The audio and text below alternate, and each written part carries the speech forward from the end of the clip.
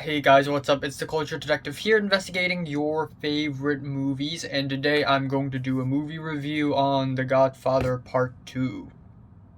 Yes. The Godfather Part 2 is one of the most famous movies of all time, a classic, and is a sequel to 1972's The Godfather, which is also a classic, very popular. Everybody knows about this movie, very famous, won Best Picture.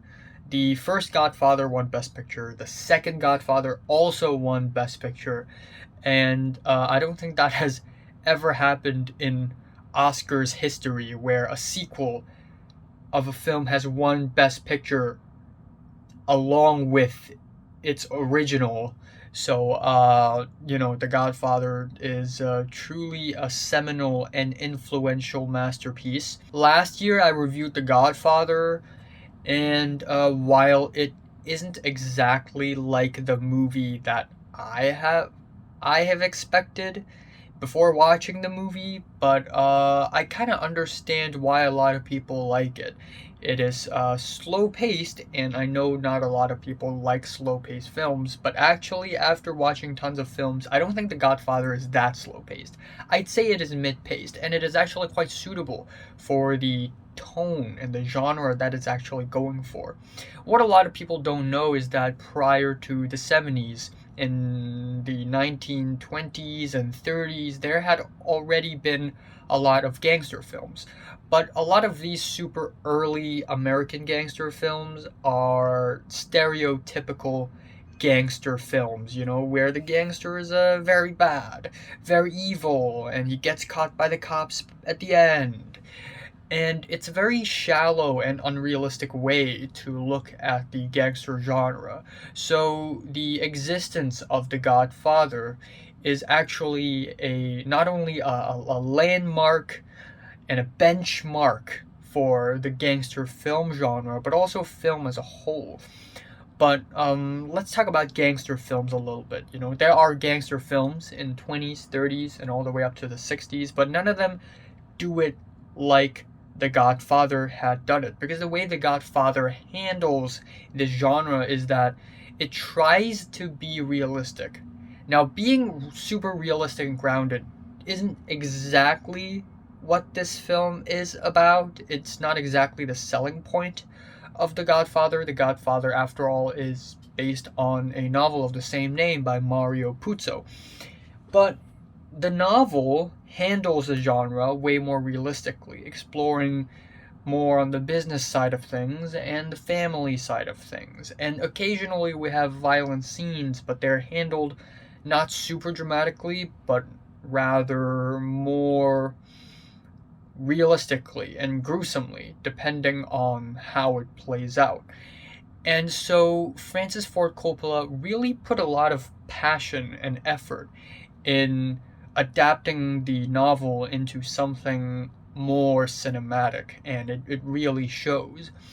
Now, the funny thing is, The Godfather is based off of the novel of the same name. So, The Godfather Part 2 is off the books. It's off the books.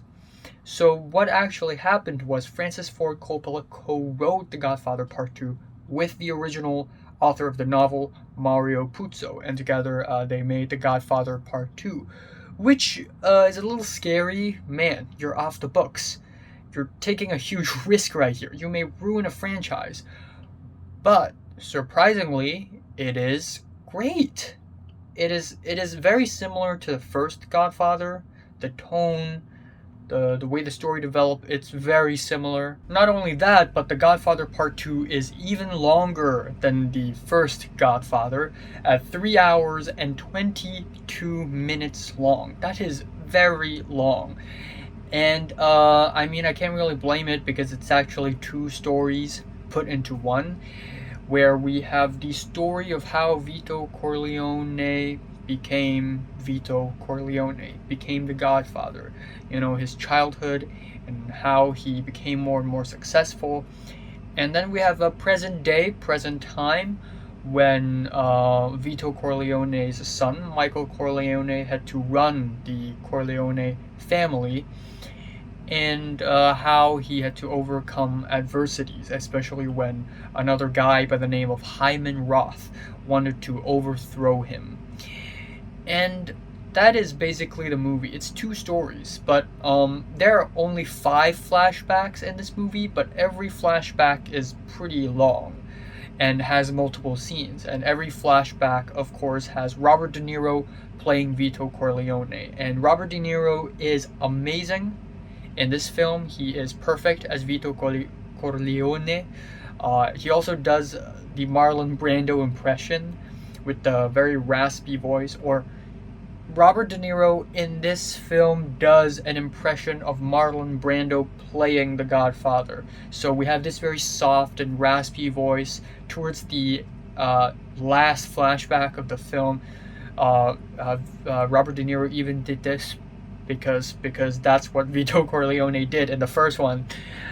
And everybody's acting is great. Al Pacino as Michael Corleone is a cold-blooded, gloomy, stone-cold, stoic guy who is hollow and empty, and that is really well portrayed. Diane Keaton is great in this film.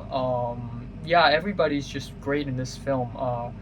Robert Duvall as Tom Hagens is really good. Everybody's just really friggin' good. Not only that, on a technical level, it is amazing. Again, you know, just like the first one, it is amazing. A lot of shots just look really good.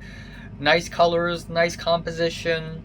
I really like the score for the film. It's very Italian flavored, which is very fitting for The Godfather, but it's also kind of sad and pessimistic, and that's what I really love about it. I like the editing, I like the sound design.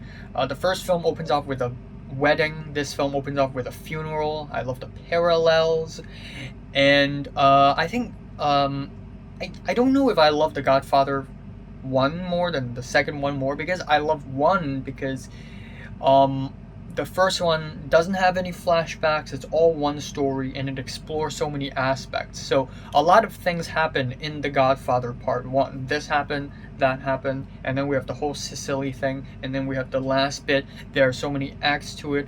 While in The Godfather Part 2, it's 2 separate stories, but happening at the same time, flashback and present day. And yeah, it does lose focus a little bit sometimes, but I don't really mind it, because after all, it's about the mafia. It's about being mafia, so it still works. And I think The Godfather Part 2 is also a little bit more playful than Part 1. You know, Part 1 mainly stays in America or Italy, but a chunk of The Godfather Part 2 takes place in Cuba. So I guess that is a little bit more fun than The Godfather Part 1. And yeah, the whole Cuba thing was pretty interesting, because essentially Michael Corleone and Hyman Roth are supposed to be together, you know, do a deal together, and then alongside a bunch of other rich businessmen make a deal with the Cuban government. But Hyman Roth secretly wanted to kill Michael Corleone, and Michael Corleone knows that. But at first it was kind of confusing, because Michael Corleone was attempted, like somebody attempted to assassinate Michael Corleone. And at first it's like, okay, is that Hyman Roth's doing, or is that someone else? And there's a lot of confusion at first, and I kind of like that, not knowing who to trust, not knowing who gets your back.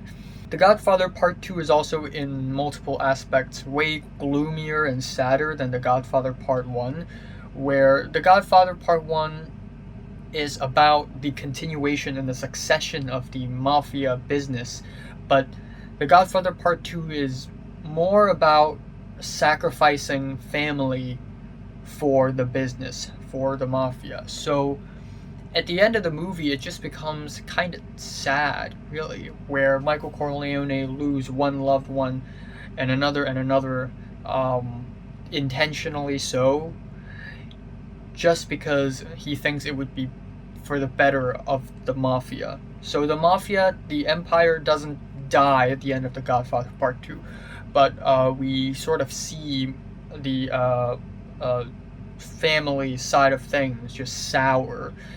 And yeah, that is an aspect of the gangster lifestyle that not a lot of films at that point show. The souring of family relationships, losing love. And yeah, I guess I'm just gonna leave it at that. You know, it's very similar to The Godfather Part 1. I like it just as much as The Godfather Part 1. And yeah, I think it's great. I don't have much else to say about it. This film is a film that requires digestion and multiple viewings. And I also think this film just captures the kind of a melancholic gangster lifestyle quite well and quite tastefully. In a way, I understand why it would be so critically acclaimed by like literally everyone. I wouldn't say it's one of my favorite films of all times. I think it's friggin' great, but I wouldn't say it's like my kind of thing. But I still think it is near flawless in so many ways, and it is a benchmark film, and it is a great one. It is superb. So obviously, The Godfather Part 2 is a 10 out of 10. Obviously. Yeah, two tens in a row.